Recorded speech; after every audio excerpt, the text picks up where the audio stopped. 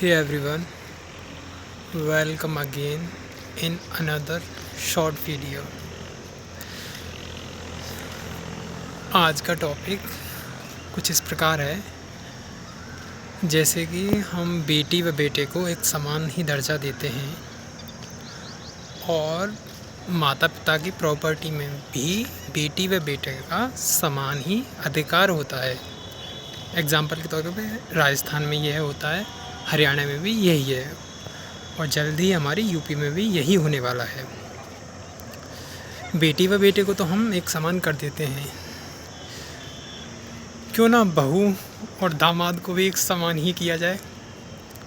Example के तौर पे एक लड़के और एक लड़की की शादी होती है, लड़के व लड़की की तो देन किन्हीं कारणवश उनका रिश्ता नहीं चल पाता है और बात पहुंचती है डाइवोर्स पे।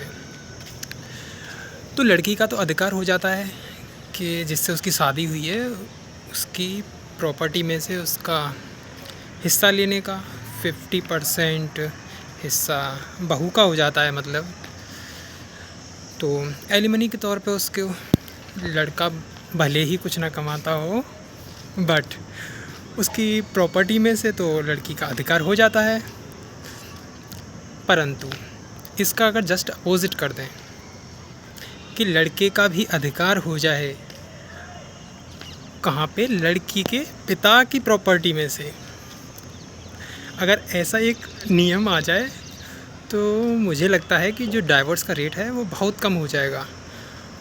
और जो ये कुछ ऐसे ही केस बना दिए जाते हैं एलिमनी के लिए कि सिर्फ एक अच्छा खासा एक पैसा वसूलना है, शादी कर देते हैं बस। बहुत केस आते हैं ऐसे। ऐसा नहीं है कि ऐसा होता नहीं है, ऐसा होता है। तो अगर ये वाला सिस्टम हो जाए कि बहू को तो हम अपनी प्रॉपर्टी में से हिस्सा देंगे, परंतु जो लड़का है वह भी अपने ससुराल पक्ष से उस जो भी उस जैसे उसकी शादी हुई उस लड़की की प्रॉपर्टी में से हिस्सा लाए, तो इससे एक अच्छा खासा रेट डाउन हो जाएगा डाइवोर्स का। यह थे मेरे विचार। कुछ सुझाव हो या इसमें कुछ भी त्रुटि हो तो प्लीज़ मुझे बताएं। धन्यवाद।